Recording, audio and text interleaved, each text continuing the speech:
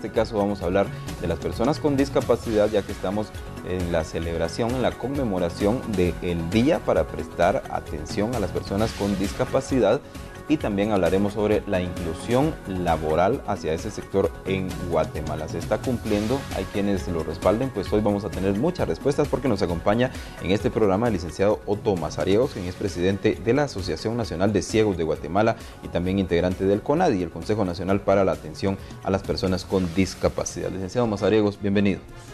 Gracias, muy amable, y agradecemos el espacio que se brinda a las personas con discapacidad en Guatemala. A usted muchas gracias por estar con nosotros para que pueda empezar contándonos sobre esta conmemoración internacional, este día especial dedicado a las personas con discapacidad, el 3 de diciembre. Las Naciones Unidas en 1992 instituyeron el 3 de diciembre como el Día Internacional de las Personas con Discapacidad, con el fin de visibilizar el tema y la problemática de las personas con discapacidad en el mundo, para ir buscando alternativas de superación y alternativas en cada uno de los países de desarrollo de este importante sector de población en el mundo. ¿De qué cantidad de personas con discapacidad estamos hablando en Guatemala y cuáles son las principales discapacidades que se aglutinan? En Guatemala no tenemos registros específicos de cuántas personas en condición de discapacidad existimos, pero se maneja que la Organización Mundial de la Salud y el Banco Mundial indican que un 15% de total de la población mundial tiene alguna deficiencia que genera una condición de discapacidad. Entonces, en ese sentido, estamos hablando que en Guatemala aproximadamente habemos 2 millones de personas con discapacidad, aunque ya si hubiera la posibilidad de hacer una medición a través de un censo, probablemente este número sea más elevado debido a las condiciones de nuestro país, que tiene que ver con la desnutrición, con enfermedades como la diabetes y un alto índice de violencia que generan que muchas personas queden en condición de discapacidad. ¿Las discapacidades más frecuentes entonces, licenciado? Sí, estamos hablando que las personas tenemos deficiencias.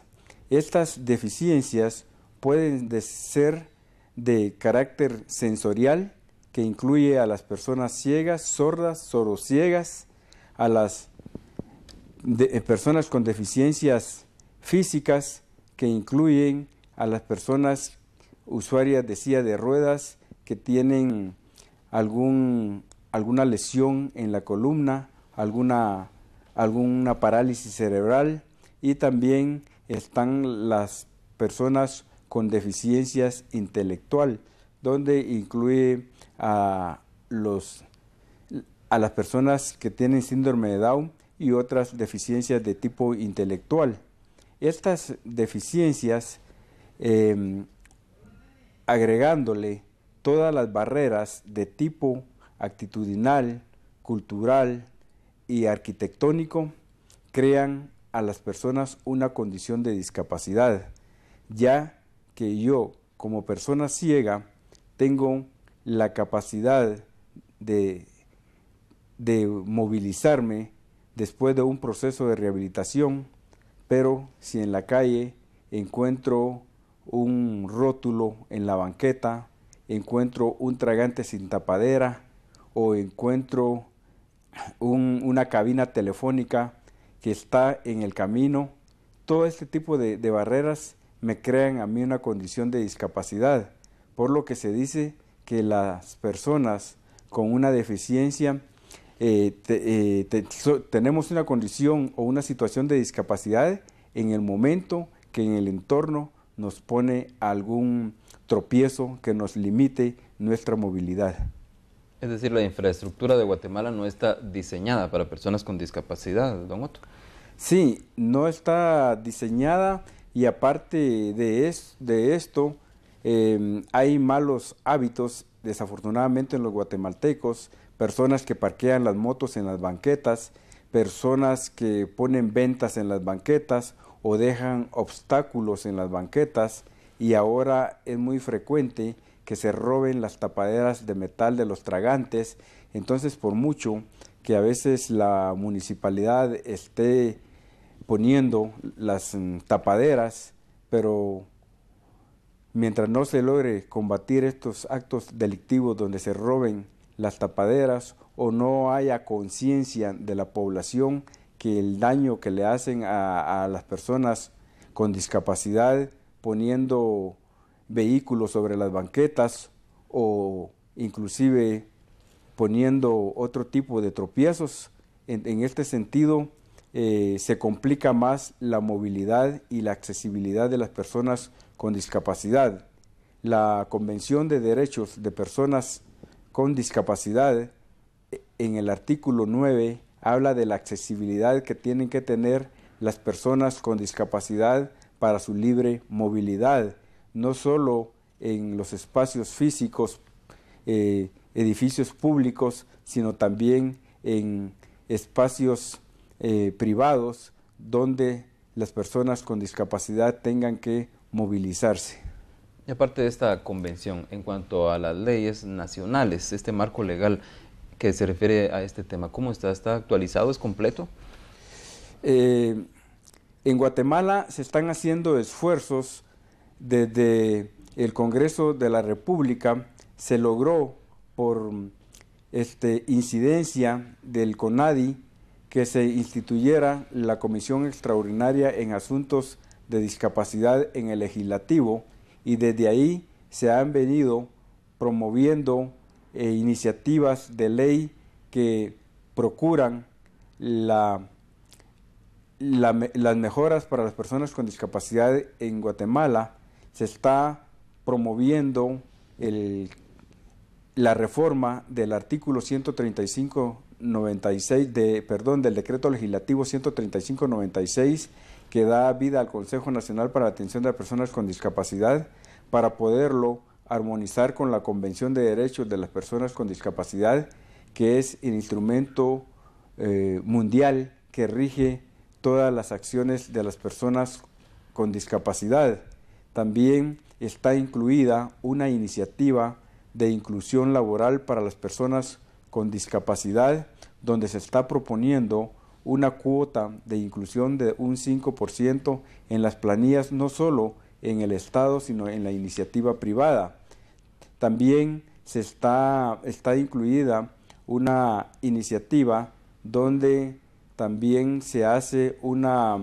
reforma a la ley del deporte y la recreación, donde se incluyan también a las personas con discapacidad que también hacemos deporte, que también nos recreamos, y que esto, más que una dávida del Estado, es un derecho que manda la Convención de las Naciones Unidas. Gracias. Para hablar de temas que todos conocemos, eventos que todos conocemos, pongamos como ejemplo la primera y segunda vuelta electoral, las elecciones que se realizaron durante los anteriores meses. ¿Cómo fue la atención y las facilidades para las personas con discapacidad? El Consejo Nacional para la Atención de las Personas con Discapacidad y sus organizaciones, desde 1990, se ha venido haciendo incidencia en el Tribunal Supremo Electoral para que las personas con discapacidad puedan ejercer el sufragio de la manera más accesible posible. De manera que en 1970 se empezó a implementar el voto braille para las personas con discapacidad visual, y se empezó también a buscar que haya accesibilidad en los diferentes procesos electorales para las personas con discapacidad, instalando rampas en los centros de votación para las personas usuarias de silla de ruedas, así como también acriles con una altura adecuada para que las personas usuarias de silla de ruedas y de talla pequeña puedan ejercer el derecho a elegir sin ningún tipo de problemas. Hemos venido trabajando e incidiendo para que cada proceso electoral vaya mejorando las condiciones para que exista una mayor participación de las personas con discapacidad, que también es un derecho que manda la Convención de Derechos de las Personas con Discapacidad. Y también estuvimos promoviendo para el sector de personas con discapacidad el utilizar una plantilla siempre con el sistema Braille que garantizara el uso de las mismas papeletas que usan toda la población, pero lo más importante de esta plantilla es que asegura la secretividad del voto de las personas ciegas en Guatemala. Desafortunadamente ya no se pudo incluir esta plantilla, pero el CONADI seguirá haciendo acciones para que las personas con discapacidad puedan tener todas las atenciones y todas las condiciones para poder ejercer el voto en igualdad de condiciones como lo hace el resto de la población. ¿Cómo califica entonces pues, el proceso que se llevó en las elecciones? Desafortunadamente bajaron un poco las condiciones como se había tenido en el proceso anterior. No hubo la capacitación necesaria de las personas encargadas de mesas, fiscales y todo el personal que se mueve alrededor de un centro electoral. La atención no fue la misma, no se logró tener la cobertura completa de las papeletas Braille debido a muchos inconvenientes que el Tribunal Supremo Electoral tuvo, como el tema de las últimas inscripciones que tuvieron que hacer, y esto limitó a que en todos los centros electorales hubieran papeletas Braille y no se capacitó al personal para que tuviera la mejor atención y asistencia de la